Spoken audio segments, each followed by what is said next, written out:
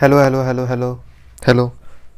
So hello everyone, welcome back to Swadhyay classes. तो देखिए बच्चों, आज हम अगेन आ चुके हैं अपनी test series, Arjun test series जो हमारी चल रही है उसके टेस्ट सीरीज़ नंबर 3 के साथ।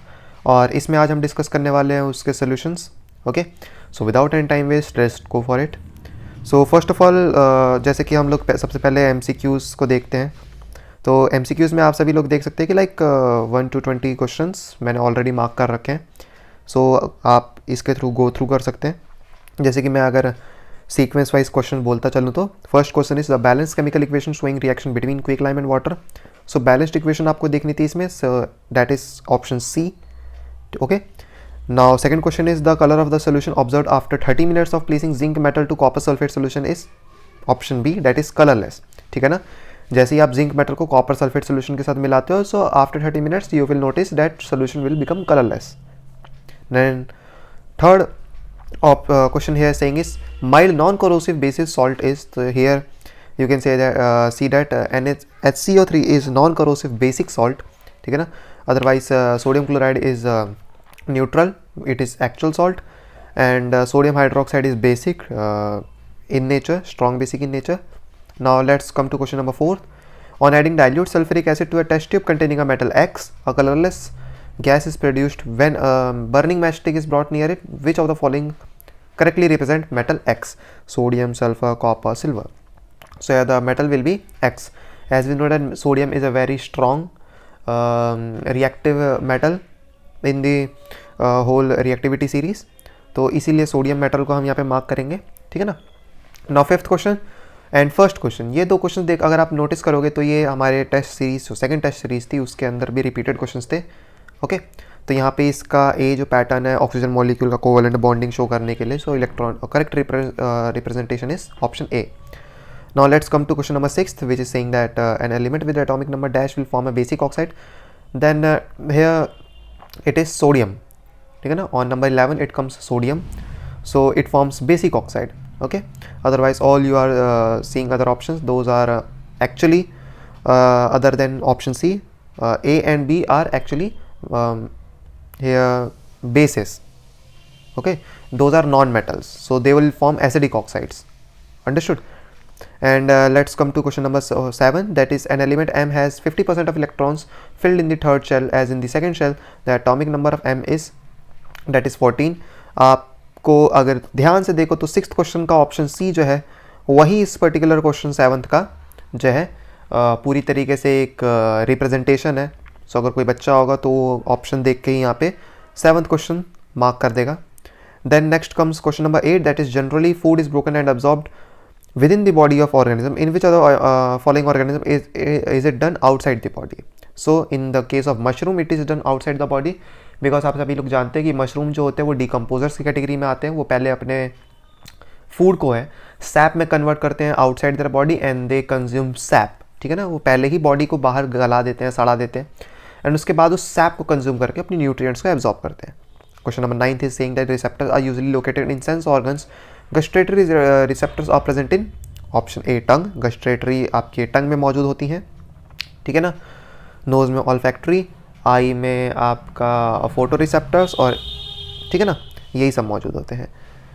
And next come question 10th, a farmer wants to grow banana plant genetically similar enough to the plants already available in his field. Which one of the following methods would you suggest for this purpose? So देखिए, अगर same genetic वाले plants को अगर हम grow कराना चाहते हैं और हम फटाफट ग्रो कराना चाहते हैं तो उसमें वेजिटेटिव प्रोपगेशन काफ़ी हेल्पफुल होता है। सेक्सुअल रिप्रोडक्शन टाइम लेगा और उसमें वेरिएशन देखने को मिलेंगे। ए सेक्सुअल रिप्रोडक्शन के केस में वेजिटेटिव रिप्रोडक्शन और वो भी आर्टिफिशियल वेजिटेटिव प्रोपगेशन काफ़ी ज़्यादा हेल्पफुल होता है और काफ़ी जल्दी से वो हमें रिजल्ट देता है। Then question number 11 is saying height of a plant is regulated by, that is option C, growth hormone under the influence of enzyme coded by a gene. ठीक है ना, ग्रोथ हार्मोन ही है हमारे बॉडी में और even plant के body में जो कि हाइट को रेगुलेट करता है। Then question number 12 is saying a sportsman after a long break of his routine exercise suffered muscle cramps during a heavy exercise session. This happened due to, that is again option C, lack of oxygen and formation of lactic acid. ठीक है ना, ज़्यादा देर तक अगर हम exercise करते हैं तो हमारी body extensive amount of oxygen की डिमांड करती है। उस केस में हमारे जो ब्रीदिंग होती है उसका रेट स्लो होता है और ऐसे में वो ऑक्सीजन हमारे उस पर्टिकुलर पार्ट तक पहुंचने में थोड़ी कमी रह जाती है, जिसकी वजह से वहाँ पर ऑक्सीजन की कमी होने की वजह से मसल्स में लैक्टिक एसिड फॉर्म होने लगता है और क्रैम्प्स आने लग जाते हैं। ठीक है। Question 13 is saying an object is placed in front of a convex mirror, its image is formed, option D will be correct answer, that will be behind the mirror and its position varies according to the object distance. Question 14 is saying when light enters the atmosphere it strikes on extremely fine particles which deflect the rays of light in all possible direction. This is due to, आप सभी लोग जानते हैं कि जैसे ही हमारे space से हमारे एटमॉस्फेयर के अंदर लाइट एंटर करती है तो उसी की वजह से हमारा एटमॉस्फेयर का कलर ब्लू दिखता है और इवनिंग अर्ली मॉर्निंग और लेट सन सेट के टाइम पे हमें रेडिश फॉर्म में दिखता है. So that is all because of scattering of light. Question number 15 is saying that in 1987 an agreement was formulated by the UNEP to freeze the production of X to prevent depletion of Y. X and Y respectively referred to here as CFC and ozone. आप सभी लोग जानते हो कि like हमारे world में जो organisation है UNEP उसने 1987 के अंदर ही ये अपना वर्डिक्ट दे दिया था कि CFC का प्रोडक्शन और CFC का यूज़ बंद कर दिया जाए क्योंकि उससे ओजोन लेयर को काफ़ी हार्म पहुंचता है. और उस टाइम पे ये देखा जा रहा था कि ओजोन लेयर के डिप्लीशन की वजह से जो यूवी रेस थी सन से जो आती हैं उसकी वजह से लोगों को प्रॉब्लम फेस करने को मिल रही थी.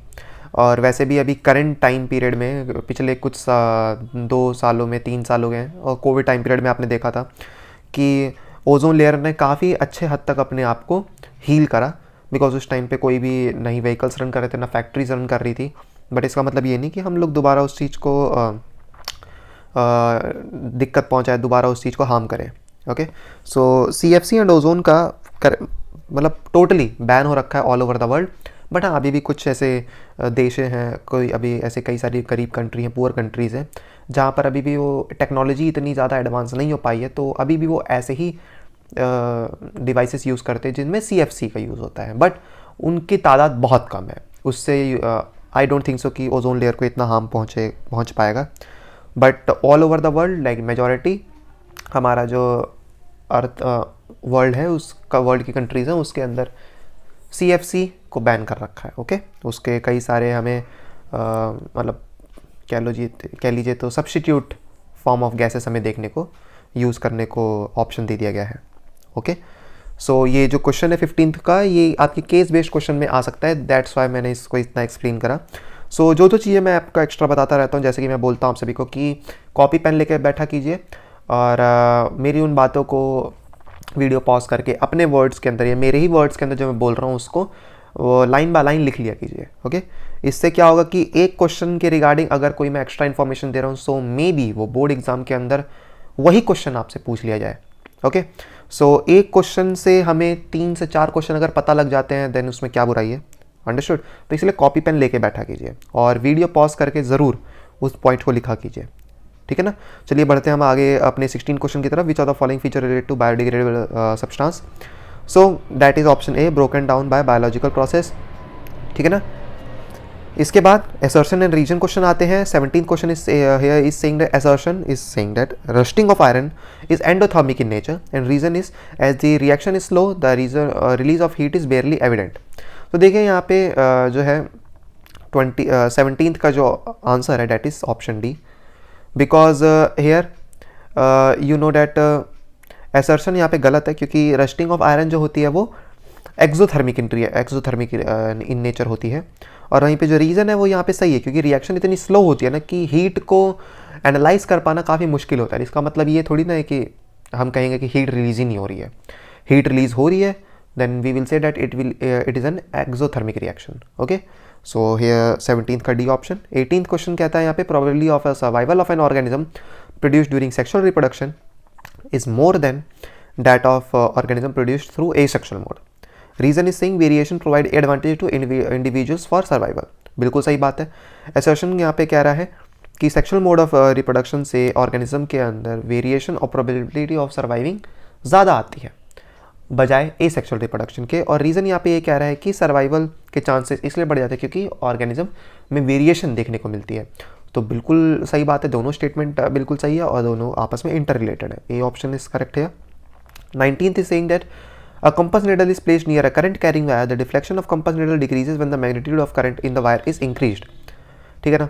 रीज़न यहाँ पे क्या रहा है कि the strength of magnetic field at a point near the conductor increases on increasing the current. देखिए यहाँ पे असर्शन तो पढ़ते ही बिल्कुल पता लग गया कि गलत है, बिकॉज मैग्नेटिक फील्ड और current current flowing inside the conductor ये एक दूसरे के डायरेक्टली प्रोपोर्शनल होते हैं। तो यहाँ पर करंट बढ़ाएंगे तो मैग्नेटिक फील्ड बढ़ेगी, ना कि घटेगी। तो असर्शन तो यहाँ पे सीधा गलत ही निकल गया। तो ऑब्वियसली बात है, यहाँ पे रीजन यहाँ पे करेक्ट है, D option will be correct. Now 20th question is saying that assertion biodegradable substance result in the formation of compost and natural replenishment, and reason is saying that it is due to breakdown of complex inorganic substances into simple organic substances। देखें यहाँ पे इसका option C है। यहाँ पे assertion तो भले ही बिल्कुल सही बात हो रही है, लेकिन रीज़न यहाँ पे इसका फॉल्स है, ठीक। क्योंकि देखिए कॉम्प्लेक्स इनऑर्गेनिक सब्सटेंस को सिंपल ऑर्गेनिक सब्सटेंस में ब्रेक नहीं करा जाता, बल्कि सिंपल इनऑर्गेनिक सब्सटेंस में ब्रेक करा जाता है, ठीक है। सो यहाँ पे रीज़न यहाँ पे गलत है और असर्शन यहाँ पे सही है। सो MCQs यहाँ पे हमारे हो चुके हैं। Now let's come to section B here, and in which let's talk about question number 21।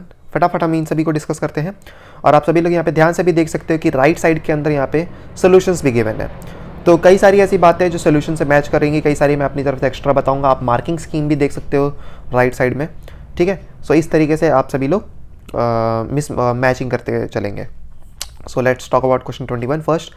Dilute HCl added to zinc granules, how will you prove that chemical change has taken place here, support your response with 2 arguments. देखिए अगर हम zinc को, metal को यहाँ पे HCl के साथ यानी एसिड के साथ रिएक्ट करवाएंगे, ऑब्वियस सी बात है वहाँ पे गैस इवॉल्व होगी, ठीक है ना। और कौन सी गैस इवॉल्व होगी तो यहाँ पे कुछ बताने की ज़रूरत नहीं है, बिकॉज हाइड्रोजन यहाँ पे गैस इवॉल्व होगी, ठीक है। चेंज इन टेम्परेचर आएगा, बिल्कुल सही बात बोला जा रहा है यहाँ पे, और चेंज इन टेम्परेचर जो होगा वो एक्सोथर्मिक होगा, ठीक है। यहाँ पर आप देख लीजिए एक और यहाँ पे कोई भी 2 आपको यहाँ पे ऑप्शन चूज़ करने थे। यहाँ पे तीसरा भी दिया है कि जिंक का कलर चेंज हो जाएगा, वो सिल्वर ग्रे से ब्लैक में कन्वर्ट हो जाएगा। तो ठीक है, यहाँ पे मिनिमम 2 स्टेटमेंट तो हमें यहाँ पे याद रखनी ही है, और यहाँ पे मिनिमम 2 स्टेटमेंट तो यहाँ पे इवोल्यूशन ऑफ गैस, कोई भी रिएक्शन अगर आपकी होगी गैस रिलीज हो रही है वहाँ पे, सो एक्सोथर्मिक है, मतलब सॉरी हीट अगर रिलीज हो रही है तो एक्सोथर्मिक है, गैस रिलीज हो रही है तो यहाँ पे अगर आप किसी भी मेटल को एसिड के साथ रिएक्ट कराओगे तो हाइड्रोजन गैस रिलीज होगी, याद रखना। Okay, now let's come to question number 22। Question number 21 is done here, ठीक है। नाउ क्वेश्चन नंबर 22 ही is saying that state the post fertilisation changes that lead to fruit formation in plants. अब देखिए fertilisation के बाद fruit formation कैसे होता है प्लांट्स के अंदर, तो यहाँ पे राइट साइड के अंदर आप देख सकते हैं यहाँ पे कि फर्टिलाइजेशन जैसे ही हो जाता है, अब आपका जो ओवरी होती है, ओवरी के अंदर आपको ओव्यूल पाया जाता है, और ओव्यूल के अंदर आपके जो गैमीट्स होते हैं वो फर्टिलाइज हो चुके होते हैं, एग, एंड यहाँ से पॉलन ग्रेन से जो गैमीट आता है, मेल गैमीट आता है। फर्टिलाइज होने के बाद वो जाइगोट क्रिएट करते हैं, और जाइगोट वहाँ पे एम्ब्रियो में डेवलप होता है ओव्यूल के अंदर, ठीक है ना। और ओव्यूल की जो आउटर कवरिंग होती है वो अब अपने आप को सीड कोट में कन्वर्ट करना शुरू कर देती है, ठीक है ना। और बाद के जो ओवरी होती है, कंप्लीट ओवरी अपने आप को फ्रूट में कन्वर्ट करती है। इसके बाद आप देख लीजिए तो जो भी पेटल्स, सेपल्स, जितने भी आपके एसेसरी, आपके जितने भी यहाँ पे पार्ट्स होते हैं फ्लावर के, वो सभी शेड हो जाते हैं, ठीक है ना, सभी झड़ जाते हैं, और फाइनली हमें फ्रूट देखने को मिलता है। सो ये आपकी पोस्ट फर्टिलाइजेशन इवेंट्स होते हैं जो कि फ्रूट तक देखने को मिलते हैं हमें। Question number 23 saying that what is the purpose of making urine in the human body, name the organ that store and releases this urine, ठीक है ना।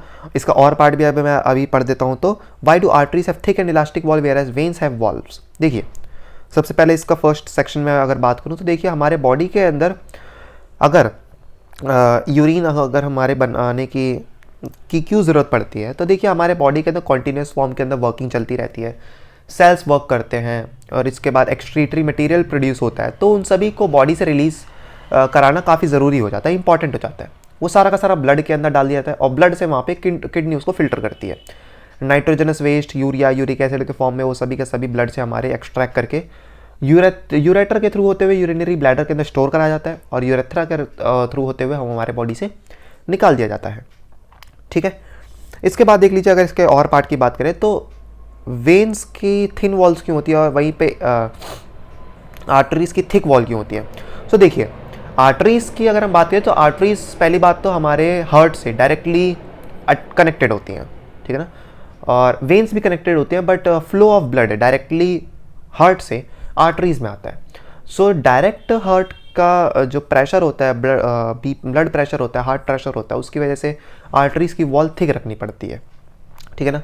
वहीं पे वेन्स में क्या होता है, वेन्स में अब हमारे बॉडी से वापस लौटते हुए ब्लड आता है, इसलिए वेन्स के अंदर ना यहाँ पे थिक वॉल्स की ज़रूरत नहीं पड़ती।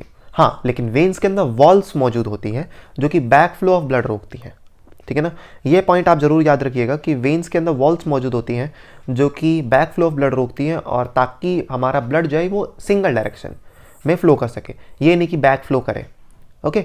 इसलिए वेन्स की वॉल थिन होती है और आर्टरीज की वॉल थिक होती है। आर्टरीज की वॉल थिक होने के पीछे अगेन रीज़न ये है कि वो डायरेक्टली हार्ट के प्रेशर को झेलती हैं, डायरेक्टली हार्ट से प्रेशर में ब्लड को रिसीव करती हैं। So here 23 is also done. Now let's come to 24 और 24th क्वेश्चन आप यहाँ पे देख सकते हैं।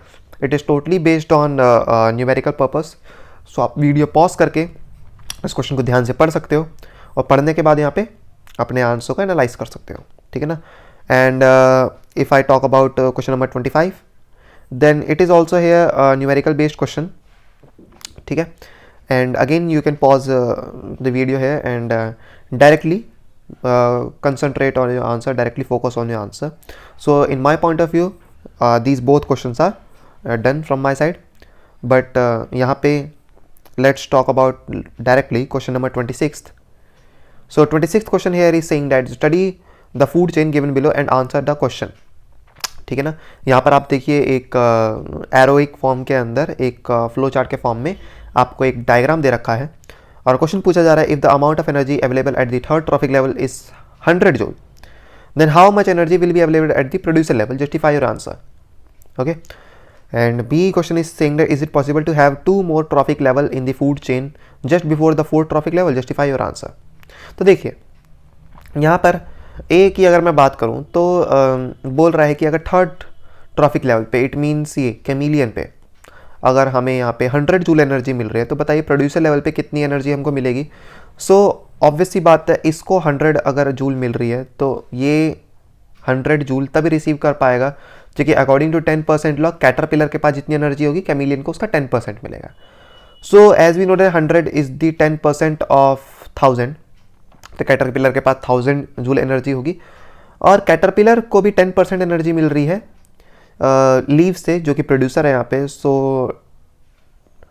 1000 is the 10% of 10,000, okay. So actually में प्रोड्यूसर को यहाँ पे 10,000 जूल एनर्जी प्रोड्यूस कर रहा होगा।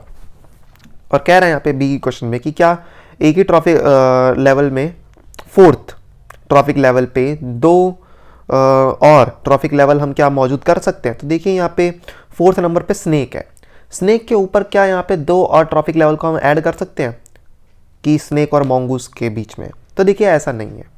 अब स्नेक को डायरेक्टली, स्नेक और मॉन्गूस जो होते हैं ये काफ़ी ज़्यादा इंटरलिंक्ड हैं, इनके बीच में ऐसा कोई ऑर्गेनिज्म डाला ही नहीं जा सकता कि काफ़ी मुश्किल है कि अगर डलता भी है तो कि वो दो मतलब कि वो पर्टिकुलर एक एनिमल पहले स्नेक को खाए, फिर उस एनिमल को एक और एनिमल खाए, फिर उस एनिमल को मॉन्गूस खाए, ऐसा पॉसिबल ही नहीं है, ठीक है ना। तो इस चेन के अंदर हम 2 और ट्रॉफिक लेवल ऐड नहीं कर सकते। Let's come to section C here which is, let's talk about question number 26 हम देखिए हमने कंप्लीट कर लिया। So let's talk about 27। The given reaction shows one of the process to extract the metal like iron and manganese, ठीक है ना। Reaction आपके सामने गिवन है। A is saying that give reason why the above reaction is known as thermite reaction, identify the substance oxidised and reduced in the above reaction, give reason why aluminium is preferably used in thermite reaction. तो देखिए thermite reaction जो होती है, पहली बात तो काफ़ी highly exothermic reaction होती है, ठीक है ना। और इसमें हम जब ये रिएक्शन कराते हैं तो आयरन और मैंगनीज, ये 2 टाइप के मेटल्स हमें मॉल्टन फॉर्म के अंदर मिलते हैं। अब यहाँ पे देखो एक इससे रिलेटेड क्वेश्चन जो बनता है, आप सभी को ये मोस्ट कह लीजिए तो फेवरेट क्वेश्चन में से एक होता है एग्जामिनर के, अगर वो इस पर्टिकुलर सेक्शन से क्वेश्चन बनाता है, वो ये है कि वेल्डिंग ऑफ रेल ट्रैक्स के लिए थर्मिट रिएक्शन, मतलब कौन सी रिएक्शन फॉलो होते हैं। सो वहाँ पर आपको आंसर थर्मिट रिएक्शन करना है, ठीक है ना। थर्मिट रिएक्शन का इस्तेमाल आप पहले के टाइम पे, अगर जैसे कि अब आप सभी के एज ग्रुप ने देखा या नहीं देखा, बट अगर आप पहले देखते हो तो ना रेल्स जो होती है, रेल जो पटरी होती है, सो इनकी लेंथ ना एक लिमिटेड फॉर्म में होती थी। तो उनको ज्वाइन करने के लिए ना उनके 2 रेल्स को ज्वाइन करने के लिए बगल में सपोर्ट लगा के नट बोल्ट से कसा जाता था उनको, ठीक है। लेकिन अब क्या है कि लॉन्ग फॉर्म के अंदर वो चीज़ें क्या होती थी कि लाइक समर के अंदर, विंटर के अंदर ये एक्सपेंशन और कंप्रेशन होने की वजह से क्या होता था कि बार बार रिपेयर मांग करती थी। बट धीरे धीरे क्या होने लगा कि अब उसके बीच में क्या होने लगा कि उन रेल्स को क्या करा जाने लगा कि वेल्डिंग करके, और वेल्डिंग ऐसी भी नहीं कि नॉर्मल वेल्डिंग करके, काफ़ी हाईली कह लीजिए तो स्ट्रेंथ फॉर्म की वेल्डिंग करके क्या करा जाता है, अब आज के टाइम पे रेल्स को पूरी तरीके से कनेक्ट कर दिया जाता है, और जो बीच में गैप छोड़े जाते हैं वो आज के टाइम पे बहुत ही लॉन्ग फॉर्म में छोड़े जाते हैं, ठीक। सो अब ये जो है रिएक्शन जो कराई जाती है वो थर्मिट रिएक्शन होती है, जिसके अंदर आप रिएक्शन आपके सामने गिवन है कि जैसे कि मैंगनीज़ की जगह यहाँ पे अगर आप आयरन डाल दो तो मामला सिमिलर है कि एल्यूमिनियम को यहाँ पर एल्यूमिनियम ऑक्साइड को आप जैसे ही आयरन ऑक्साइड को यहाँ पे जैसे आप एल्यूमिनियम के साथ रिएक्ट कराओगे तो वहाँ पर वो आपका हाईली एक्सोथर्मिक रिएक्शन होती थी, एंड जिसके अंदर एल्यूमिनियम एक्सट्रैक्ट करवा के आयरन वहाँ पे प्योरली मोल्टन फॉर्म के अंदर हमको मिल जाता था और एल्यूमिनियम ऑक्साइड अलग हो जाता था, ठीक है। तो यहाँ पर देख लीजिए मैंने पूरा का पूरा आप सभी को एक डिफरेंट सेक्शन इस क्वेश्चन को लेके समझा दिया है। बाकी राइट साइड के अंदर आप यहाँ पे टोटली पढ़ सकते हो कि आंसर क्या है। सो बी ऑप्शन कह रहा है इसकी कौन सा सब्सटेंस ऑक्सीडाइज हुआ, कौन सा रिड्यूस हुआ, तो यहाँ पे देख लीजिए कि एल्यूमिनियम ऑक्सीडाइज हुआ है, मैंगनीज ऑक्साइड रिड्यूस हुआ है, ठीक है ना। इसके बाद सी क्वेश्चन कह रहे हैं यहाँ पे कि एल्यूमिनियम को ही क्यों प्रेफर करा जाता है, ठीक है ना, और किसी और मेटल को क्यों नहीं यूज़ किया जाता, क्योंकि एल्यूमिनियम जो होता है वो आयरन और मैंगनीज से ज़्यादा रिएक्टिव होता है, ठीक है ना। ज़्यादा रिएक्टिव होने की वजह से वो आयरन को उस फॉर्म में से, उस कंपाउंड में से डिस्प्लेस करा के खुद रिएक्ट करके वहाँ पे अपने आप को ऑक्सीडाइज करवा लेता है। So 27 question is here also done. यहाँ पे next come to question number 28। यहाँ पे ये कह रहा है कि an element M with electronic configuration 283 combine separately with chlorine और SO4 -2 ion, anion, chlorine ion और sulphate ion. Write the formula of the compound formed. Predict with the suitable reason the nature of the bond formed by the element M in the formula general. How will the electrical conductivity of the compound formed vary with respect to M? और यहाँ पे कह रहा है a reddish brown metal X when heated in air gives a black compound Y which when heated in presence of H2 gas gives X back. X is refined by the process of electrolysis defined मतलब यहाँ पे this refined form of X is used in the electrical wiring. Identify the X and Y. Draw a well label diagram to represent the process of refining X. यहाँ पे देख लीजिए, अब देखिए कुछ वर्ड्स होते हैं यहाँ पे जिसको पढ़कर आपको ये एक्स वाई क्या है क्या नहीं है, कैसे ढूंढे कैसे नहीं ढूंढे। क्वेश्चन आप लोग को पहली बात बहुत ही ध्यानपूर्वक, काफ़ी ज़्यादा कह लीजिए तो मतलब उसको ध्यान से पढ़ना है, ठीक है ना। उसमें ऐसे ये नहीं कि फटाफट देख लिया और आप वहाँ पे स्किप करके कोई वर्ड। अब देखिए यहाँ पे कह रहा है कि x is used in electrical wiring, ठीक है ना। और यहाँ पे एक जगह और था कि यहाँ पे रेडिश ब्राउन मेटल x, मतलब वो इसी रेडिश ब्राउन मेटल x की बात कर रहा है और x की इलेक्ट्रिकल वायरिंग में यूज़ की जाती है। तो देखिए यहाँ पे ये 2 हिंट पढ़ के कोई भी इंसान समझ जाएगा कि रेडिश ब्राउन कलर की जो वायर मार्केट में मिलती है और उसको वायरिंग में इस्तेमाल किया जाता है वो कॉपर होती है, ठीक है। तो यहाँ पर देख लो कि मैं इसके और वाला पार्ट पहले डिस्कस कर ले रहा हूँ। तो यहाँ पे X जो यहाँ पे मेटल है डेट इज़ कॉपर, और Y पे यहाँ पे जो कंपाउंड है डेट इज़ कॉपर ऑक्साइड। और इसका एक वेल लेबल डायग्राम आप यहाँ पे राइट साइड के अंदर देख सकते हो, ठीक है ना। इलेक्ट्रो रिफाइनिंग करके, इलेक्ट्रोलिसिस करके यहाँ पे करा जाता है, ऑब्टेन करा जाता है। और इसका और मतलब कि जो फर्स्ट सेक्शन था वहाँ पे वो कह रहा है एलिमेंट M जो था यहाँ पे डेट इज़ MCl3, ठीक है। कंपाउंड यहाँ पे जो बन रहा है वो है MCl3 और या फिर M2SO4। M यहाँ पे आयनिक कंपाउंड बना रहा है और जो कंपाउंड यहाँ पे बन रहा है वो लिक्विड स्टेट के अंदर ही कंपाउंड मतलब इलेक्ट्रिसिटी कंडक्ट करवा पाएगा, लेकिन सॉलिड स्टेट में कंडक्ट नहीं करवा पाएगा, ठीक है ना। Let's come to question number 29। We are advise to take iodise salt in our diet by doctors, justify its importance in our body. देखिए आयोडीन हमारे बॉडी के लिए काफ़ी ज़्यादा इंपॉर्टेंट है और डॉक्टर हमें प्रेफर करते हैं कि आयोडाइज्ड सॉल्ट ही खाना चाहिए। अब देखिए ना कि केवल सॉल्ट बल्कि हमारे कई सारे ऐसे डेली बेसिस पे जो फूड प्रोडक्ट्स हैं उनसे हमें मिनिमम अमाउंट ऑफ आयोडीन मिल जाता है। लेकिन अब क्या है कि हम खाने में तो सॉल्ट डालते हैं, नमक तो डालते ही हैं, और नमक के साथ ही अगर हम अपने बॉडी के अंदर आयोडीन कंज्यूम कर ले रहे हैं तो क्या बुराई है, ठीक। इसलिए देख लीजिए मार्केट में आपने कितने सारे ब्रांड्स देखे होंगे जो जैसे टाटा हो गया, वो कहते हैं कि आयोडीन वाला नमक है उनका, ठीक है। और भी कई सारे ब्रांड है वो ये क्लेम करते हैं कि उनके नमक में आयोडीन है, और जो कि होता भी है, ऐसी बात नहीं है। अब आयोडीन हमारे बॉडी के लिए इंपॉर्टेंट क्यों है, यहाँ पे क्वेश्चन ये है। तो आयोडीन देख लिए जी हमारे बॉडी के अंदर थायरोक्सिन हार्मोन बनाने के लिए काफ़ी ज़्यादा जो होता है हेल्प करता है। और थायरोक्सिन हार्मोन जो होता है वो कार्बोहाइड्रेट, प्रोटीन और फैट, इनको हमारे बॉडी में इनका मेटाबॉलिज्म रेगुलेट करता है। मेटाबॉलिज्म रेगुलेट करने का मतलब है कि लाइक उनका हमारे बॉडी में यूज़ कैसा होना चाहिए, उनके हमारे बॉडी में डाइजेशन कैसा होना चाहिए, उस चीज़ को रेगुलेट करता है, ठीक है ना। और थायरोक्सिन हार्मोन जो होता है हमारे बॉडी का एक वेल बैलेंस्ड ग्रोथ जो होता है उसके लिए रेस्पॉन्सिबल होता है, उस चीज़ को कंट्रोल करता है। तो that why thyroxine is important in our body. Now let's talk about question number 30, which is the probability, what is the probability of a girl or a boy being born in a family, justify your answer. देख लीजिए बहुत ही crystal clear answer है इसका। मैं इसके बारे में देख लीजिए ये काफ़ी ज़्यादा कह लीजिए तो कॉन्ट्राडिक्ट, मतलब कि मैं वर्ड नहीं मिल पा रहा है मेरे को, मैं क्या बोलूँ उसको, दिमाग में बिल्कुल कुल कर रहा है वो वर्ड। बट मैं ये बोलूँगा कि ये जो क्वेश्चन है ना, one of the most easiest question होता है, ठीक।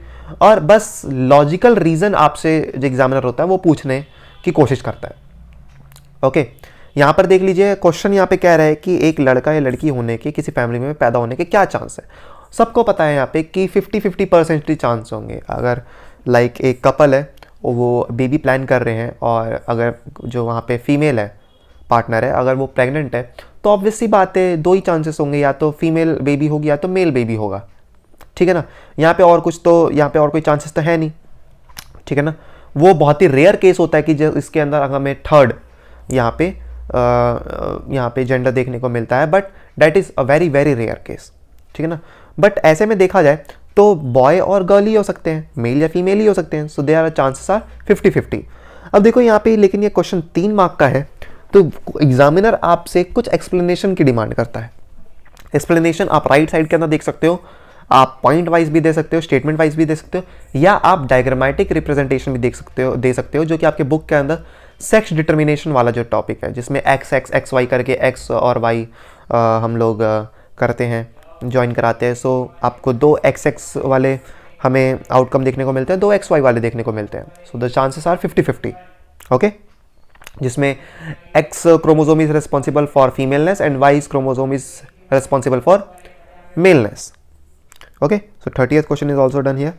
Now question number 31 question here is saying that first part, explain why the refractive index of any material with respect to air is always greater 1. In second here it is saying that in the figure given below, a light ray travels from air into the semicircular plastic block. Give a reason why the ray does not deviate at the semicircular boundary of the plastic block. Third part is saying that complete the ray diagram of the above scenario when the light ray comes out of the plastic block from the top flat end. देखिए अब मैं अगर बोलूँ कि कोई भी material होगा, अगर वहाँ पे उस विद रेस्पेक्ट टू एयर उसकी रिफ्रैक्टिव इंडेक्स ग्रेटर देन 1 की होती है, तो देख लीजिए आप हमारे आसपास जो एयर है वो उसके अंदर लाइट की स्पीड होती है 3 × 10⁸, ठीक है। अब उस पर्टिकुलर चीज़ को हमने speed of light in the air को हमने कांस्टेंट मान रखा है as compare to that particular medium. Air की बात अगर हम करें, सो कोई भी दूसरा अगर मीडियम अगर होगा और अगर वो एयर से डेंसर है, तो उसके अंदर ऑब्वियस सी बात है स्पीड ऑफ लाइट जो होगी वो थोड़ी तेज होगी, बिकॉज एयर के अंदर देख लीजिए पार्टिकल्स थोड़े थोड़े दूर दूर होते हैं। लेकिन जैसे ही अगर वो सॉलिड मीडियम होगा, कोई भी आपका जैसे जितना जितना डेंस वो मीडियम होता चला जाएगा, उसमें स्पीड ऑफ लाइट उतनी इंक्रीज होती चली जाएगी। सो इसका रीज़न यही है कि जैसे जैसे density of any medium increase होगा, speed of light will also increase. और इसका रिफ्रैक्टिव इंडेक्स के फॉर्म में आप यहाँ पे रिप्रेजेंटेशन देख सकते हो। सो ये बात है, ओके।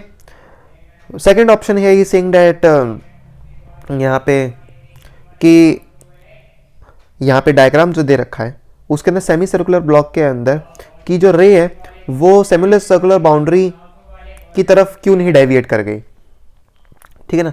यहाँ पे देख लीजिए कि मैं अगर बात करूँ तो जो रे ऑफ लाइट है ना वो एक नॉर्मली इंसिडेंट कर रही है, और नॉर्मली इंसिडेंट करने के बाद यहाँ पे क्या है कि वो जो लाइट है यहाँ पे वो रिफ्रैक्शन करके बाहर निकल जाएगी। ऑब्वियसली बात है, सेमी सर्कुलर ब्लॉक जो है वो डेंसर मीडियम है और लाइट जो है वो डेंसर टू रेयरर निकल रही है।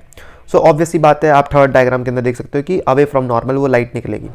But the question here is saying that कि लाइट यहाँ पे किस फॉर्म में इंसिडेंट कर रहे हैं। So it is incidenting here it normally. अगर यहाँ पे एक एक्स्ट्रा पॉइंट अगर मैं बताऊँ, अगर यहाँ पे लाइट क्रिटिकल एंगल पे अगर हिट कर रही होती, देन यहाँ पे रिफ्रैक्शन की जगह रिफ्लेक्शन हो जाता, और इसके अंदर हमें जो फिनोमेना देखने को मिलता वो होता TIR, टोटल इंटरनल रिफ्लेक्शन। ठीक है ना, नॉट TIR, इंटरनल रिफ्लेक्शन देखने को मिलता। ठीक है ना, वो टोटल इंटरनल रिफ्लेक्शन होता है। Okay, so 31 question is also done here. Now let's come to question number 32. Question number 32 is stating that state the law that explain the heating effect of current with respect to measurable property in electrical circuit. Second is saying that list the factor on which resistance of a current conductor depends. देखिए joules law of heating अगर देखा जाए तो square of current, resistance और time, इन तीनों चीज़ों के ऊपर डिपेंड करती है। आप इसका डेरिवेशन भी लिख सकते हो, ठीक है ना, डेराइव कर सकते हो इस इक्वेशन को। ओके, और सेकंड भी यहाँ पे पार्ट कह रहा है कि किसी कंडक्टर की रेजिस्टेंस किस पे डिपेंड करती है। सो ऑब्वियसली बात है, लेंथ के ऊपर, क्रॉस सेक्शन ऑफ एरिया के ऊपर, नेचर ऑफ मटेरियल, टेम्परेचर के ऊपर। ठीक है ना, लेंथ के ऊपर डायरेक्टली प्रोपोर्शनल करती है, एरिया के साथ इन्वर्सली प्रोपोर्शनल होती है, नेचर ऑफ मटेरियल के साथ डायरेक्टली प्रोपोर्शनल होती है। जितना अच्छा नहीं, इन्वर्सली प्रोपोर्शनल होती है नेचर ऑफ मटेरियल के साथ, जितना अच्छा मटेरियल होगा उतनी कम रेजिस्टेंस होगी। और टेम्परेचर से डायरेक्टली यहाँ पे वो प्रोपोर्शनल होती है, डायरेक्टली रिलेटेड होती है। जितना टेम्परेचर बढ़ेगा उतना रेजिस्टेंस बढ़ेगा यहाँ पे। Again 32 question is also done here. 33rd question here is saying that Ananya responded to the question, why do electrical appliances with metallic bodies are connected to the main through a 3-pin plug, whereas an electrical bulb can be connected with a 2-pin plug?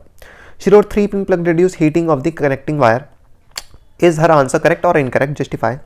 What is the function of a fuse in a domestic circuit? देखिए यहाँ पे अनन्या यहाँ पे जो लड़की है उसने ये बोला है कि लाइक मेटालिक बॉडी वाले जो आपके अप्लायंसेस होते हैं वो 3-पिन प्लग से आपके कनेक्ट किए जाते हैं, और कुछ जो नॉर्मल बल्ब्स होते हैं या नॉर्मल आपके अप्लायंसेस होते हैं उनको 2-पिन प्लग से कनेक्ट करा जाता है। देखिए इसके पीछे सबसे बड़ा मेन रीज़न जो होता है, जो 3-पिन प्लग आप देखते हो उसके अंदर जो मिडल वाला प्लग होता है, मिडल वाला जो पिन होता है, जो थिक पिन होता है, मोटा वाला पिन होता है, वो ना कि आपके मतलब कि हीटिंग इफेक्ट के लिए होता है, बल्कि वो यहाँ पे मेटालिक बॉडी के अंदर एक्स्ट्रा करंट रिलीज ना हो रहा हो, सो उस एक्स्ट्रा करंट को वो अर्थिंग के फॉर्म में लेके ग्राउंड कराने में हेल्प करता है। ठीक है ना, इलेक्ट्रिक लीकेज से इलेक्ट्रिक शॉक ना लगे किसी पर्टिकुलर पर्सन को, सो 3rd पिन वहाँ पे उस बॉडी से कनेक्ट की जाती है, मतलब उसकी जो वायरिंग होती है ग्रीन कलर की होती है, उस 3rd पिन से क्या करा जाता है कि जो मेटालिक बॉडी पे इलेक्ट्रिक लीकेज से किसी पर्सन को इलेक्ट्रिक शॉक ना लग जाए। फॉर एग्जांपल रेफ्रिजरेटर हो गया, एसी बॉडी हो गई, या फिर आपके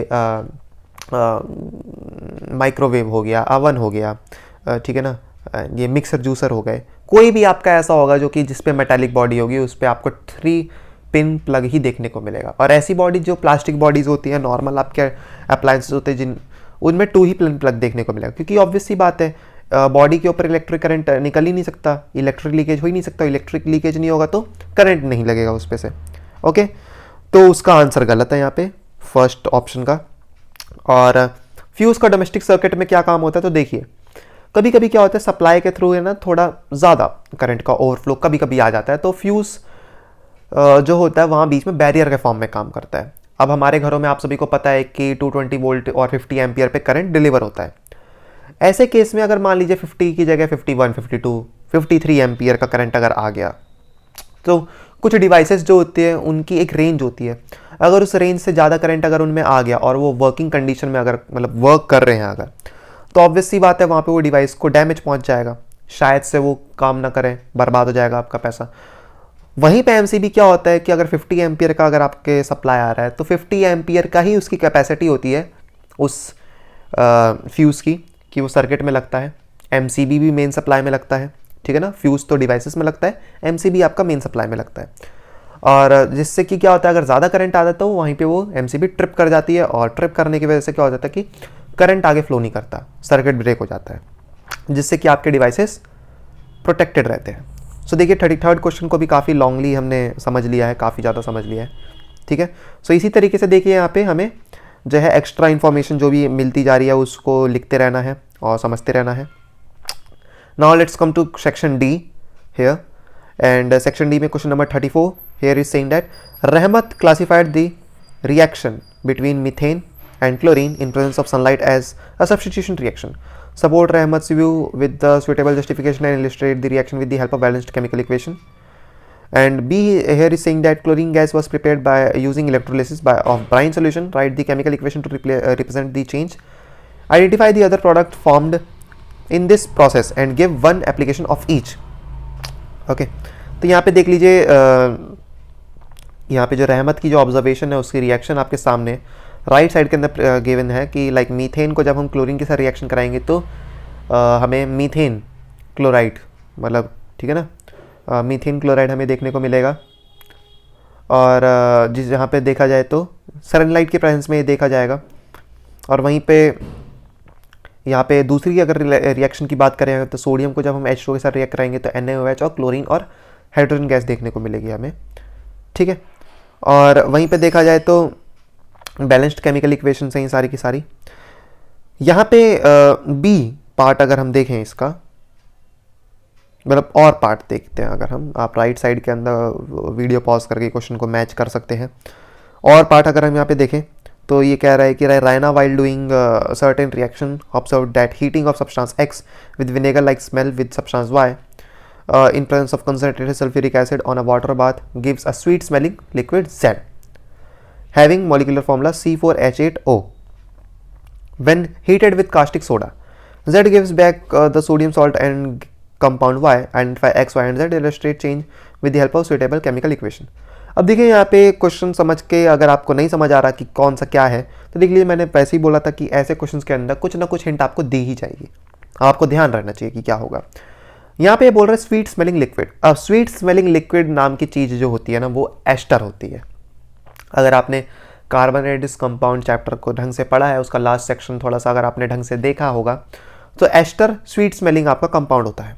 और एस्टर अगर आपको पता लग गया है तो एक्स वाई भी ऑटोमेटिकली पता लग जाएंगे कि एस्टर बनता कैसे। तो एक्स यहाँ पे हो जाएगा इथेनॉइक एसिड जिसे एसिटिक एसिड भी कहते हैं, और वाई है यहाँ पे इथेनॉल जिसको इथाइल अल्कोहल भी कहते हैं। रिएक्शन आपके सामने राइट साइड के अंदर गिवन है, वीडियो पॉज करके आप उसके देख सकते हो, ठीक है।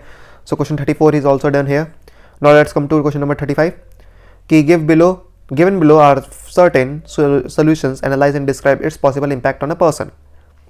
Testes of a male boy are not able to descend into scrotum during his embryonic development. तो देख लीजिए अगर क्या कह रहा है वहाँ पे कि किसी मेल बॉय के टेस्टिस जो है वो स्क्रॉटम के अंदर डिसेंड नहीं हो पा रहे हैं, वो उसके टेस्टिस स्क्रॉटम के अंदर मौजूद नहीं है, तो यहाँ पे क्या होगा। सो ऑब्वियस सी बात है कि टेस्टिस अगर स्क्रॉटम के अंदर मौजूद नहीं है तो टेस्टिस को बॉडी टेम्परेचर से 2 या 3 डिग्री कम टेम्परेचर चाहिए होता है स्पर्म प्रोडक्शन के लिए। अब टेस्टिस स्क्रॉटम के अंदर मौजूद नहीं आ पाए, डिसेंड नहीं हो पाया है, नहीं उसके अंदर नहीं आ पाए हैं, तो टेस्टिस अगर बॉडी कैविटी के अंदर मौजूद है तो ऑब्वियसली बात है उसको 37 डिग्री सेल्सियस ही मिल रहा है। ऐसे केस में टेस्टिस जो है उनको एक रिक्वायर्ड अमाउंट ऑफ टेम्परेचर नहीं मिल रहा है, ठीक है ना, ज़्यादा ही मिल रहा है, जिससे स्पर्म प्रोडक्शन में दिक्कत आएगी। डेट्स वाई वहाँ पे उनका स्पर्म प्रोडक्शन लोअर हो जाएगा। बी ऑप्शन है saying that vas deferens of man is plugged. तो देखिए वास डिफरेंस इसलिए प्लग करा जाता है, बेसिकली इसको वैसेक्टॉमी कहा जाता है, ताकि स्पर्म जो है वो यहाँ पर ट्रांसफ़र ना हो पाए, आगे ना पहुँच पाए, ताकि कपल्स के लिए वो अगर सेक्सुअल कांटेक्ट करते हैं तो वहाँ पे प्रेगनेंसी होने के चांसेस ना हो। C question is here is saying that prostate and seminal vesicle are not functional, ठीक है ना। ठीक, यहाँ पे कह रहे हैं कि सेमिनल प्रोस्टेट और सेमिनल वेसिकल्स जो होते हैं ये फंक्शनल नहीं होते हैं, ठीक है। क्यों? तो ये प्रोस्टेट और सेमिनल वेसिकल्स होते हैं ये फंक्शनल इसलिए नहीं होते बिकॉज ये ऐसे अगर अपना फंक्शनिंग नहीं करेंगे प्रोस्टेट ग्लैंड और सेमिनल वेसिकल, सो ना ही स्पर्म को नरिशमेंट मिल पाएगी, ना ही उनको लुब्रिकेशन मिल पाएगा, ठीक है। तो स्पर्म के लिए काफ़ी दिक्कत होगी मेल बॉडी से फीमेल बॉडी, और इवन फीमेल बॉडी के अंदर से लेके उनको like verge of fallopian tube तक पहुंचने के लिए, ठीक है ना। So let's come to D, egg is not fertilise in human female. अगर ह्यूमन फीमेल में एग्स फर्टिलाइज नहीं होता तो वहाँ पे एग 1 डे तक जिंदा रहेगा। एंड इसके बाद क्या होगा कि अनफर्टिलाइज्ड एग के फॉर्म में वहाँ पे मेंस्ट्रुएशन होगा और वहाँ पे पीरियड्स के फॉर्म में फीमेल बॉडी से जितना भी टिश्यू है, ब्लड आपका टिश्यू, क्लॉट वगैरह सब बॉडी के बाहर आ जाएगा, ठीक है ना। E here is saying that placenta does not attach to uterus optimally. अगर प्लेसेंटा डज अच्छे तरीके से यूटेरस से अटैच नहीं हुआ तो क्या होगा? तो देख लीजिए इसका आंसर साफ सिंपल है कि अगर प्लेसेंटा अच्छे से कनेक्टेड नहीं है मदर बॉडी से या फिर यूटर मतलब लाइक बेबी से, तो ऐसे केस में क्या होगा कि नरिशमेंट प्रॉपर नहीं मिल पाएगी और बेबी का डेवलपमेंट अच्छे से नहीं हो पाएगा, ठीक है। सो यहाँ पे 35th का पहला सेक्शन यहाँ पे कंप्लीट का हो जाता है। 35th के और पार्ट में ए वाला पार्ट अगर हम देखें, so doctor has advise Sameer to reduce sugar intake in his diet and do regular exercise after checking his blood test report. Which disease do you think Samir is suffering from? Name the hormone responsible for this disease and the organ producing the hormone. So Samir is here suffering from diabetes.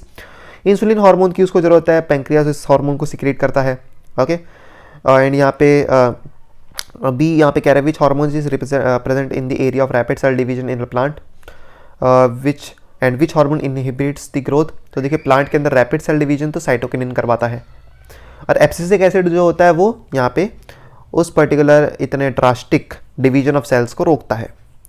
So 35th question is here is also done. Let's come to question number 36। यहाँ पे ये रहा 36 question. 36 question का diagram यहाँ पे आपके सामने given है। क्वेश्चन यहाँ पे गिवन है राइट साइड में, कंप्लीटली फॉर्मूला बेस्ड क्वेश्चन है यहाँ पे। सो वीडियो पॉज करिए, अच्छे से क्वेश्चन पढ़िए और चीज़ें मैच कर लीजिए। मार्किंग भी आप देख सकते हो कौन कौन सी चीज़ बनानी यहाँ पे ज़रूरी है, कौन कौन सी चीज़ बनानी यहाँ पे ज़रूरी नहीं है। Understood? I will directly jump to question number 37 here, ठीक है ना। From my side 36 question is done. Let's come to question number 37। So 37 question के अंदर आपके सामने टेबल गिवन है और वो कुछ हिंट्स गिवन है। तो उन हिंट्स के बेसिस पे देख लीजिए यहाँ पे आयुपैक नेम देना है ए से लेके एफ तक। तो ए का और एफ का आयुपैक नेम देना है। तो ए यहाँ पर जो है क्वेश्चन आप ध्यान से पढ़िएगा और क्वेश्चन पढ़ने के बाद आपको और अपने आप ही पता लग जाएगा। सो मैं डायरेक्टली यहाँ पे बात करता हूँ। तो ए यहाँ पे इथेनॉल है और एफ यहाँ पे इथीन है, ओके।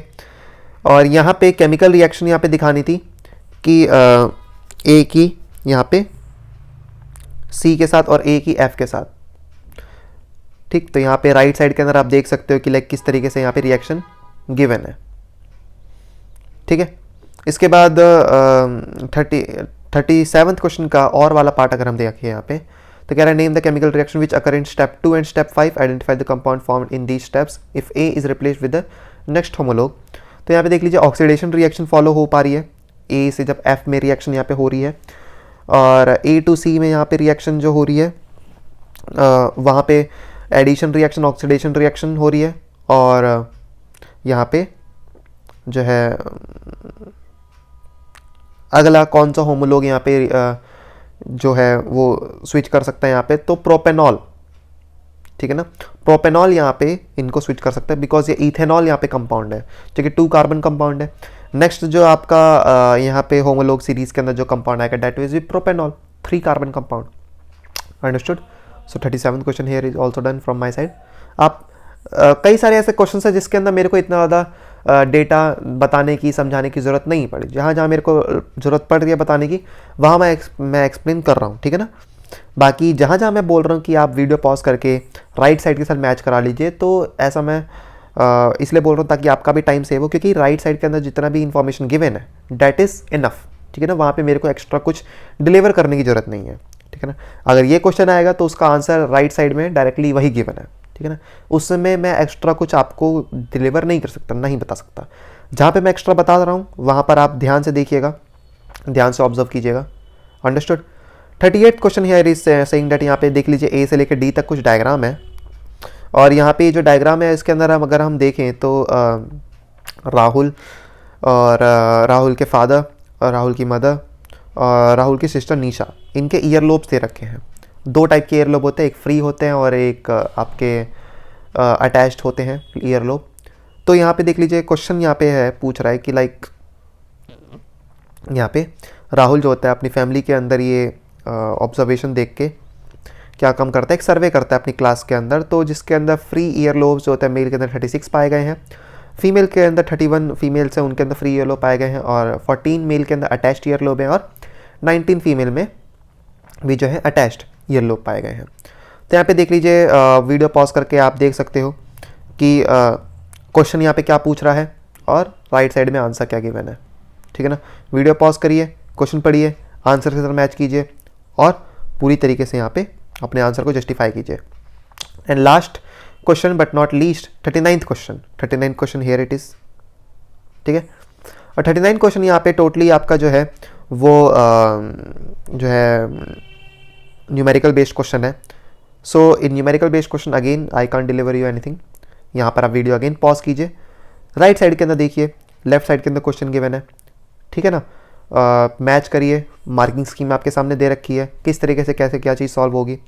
ओके, अब यहाँ पे देख लीजिए कि अब बात आती है कि अब तक हम लोग 3 टेस्ट जो है वो देख चुके हैं, मतलब इस वीडियो को मिला के। ठीक, अब तक अगर आप ध्यान से देखो सो हम हर एक पेपर के अंदर 39 क्वेश्चन देखते हैं। 39 क्वेश्चन देखने के बाद हम यहाँ पे कुछ क्वेश्चंस होते हैं उसके आगे पीछे की नॉलेज को भी हम ग्रैस्प करते हैं। तो कहने का मेरा सेंस है कि अब तक अगर हम 3 वीडियो को अगर हम कवर अप कर चुके हैं, सो आप ध्यान से देखो, सो मैं अप्रॉक्स मान लेता हूँ 40 क्वेश्चंस हम कर चुके हैं, क्योंकि एक आध क्वेश्चन जो होता है और वाले पार्ट को अगर ऐड कर दें तो 4 3 12 यहाँ पे 120 क्वेश्चंस अब तक हम देख चुके हैं। और यहाँ पर मैंने वो क्वेश्चन तो यहाँ पे ऐड करे ही नहीं कि जिसके रिगार्डिंग हम जो है वो डिस्कस करते हैं। ठीक है ना, सो कहने का सेंस ये है कि अब तक अगर हम 3 टेस्ट्स के अंदर इतने सारे क्वेश्चन डिस्कस कर चुके हैं, सो हमारे पास कितने सारे क्वेश्चन का क्वेश्चन बैंक हो चुका है।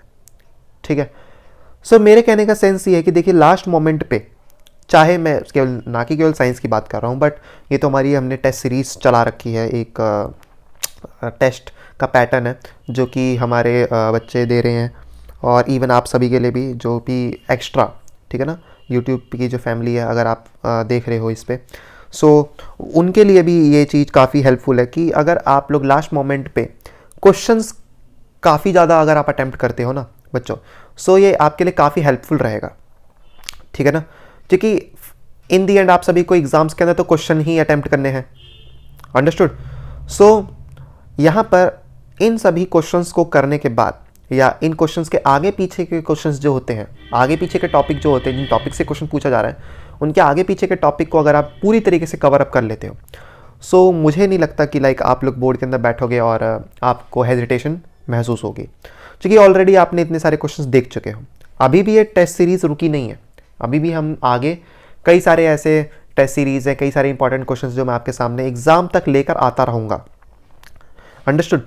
सो जो बच्चे अभी तक जिन्होंने प्रिपरेशन करना नहीं स्टार्ट करा, सो प्लीज़ अब सिलेबस पढ़ना छोड़ के आप सभी लोग क्वेश्चंस के ऊपर फोकस कीजिए। जितने ज़्यादा क्वेश्चंस हो सकते हैं उतने ज़्यादा क्वेश्चंस कीजिए। क्वेश्चंस के बेसिस पे आप लोग अपने जितनी भी दिक्कतें हैं, जितना भी आपका डाउट्स हैं, वो सब क्लियर कीजिए। ओके, अब लास्ट में एक लौता यही चारा है, इसके अलावा और कोई भी रास्ता नहीं है।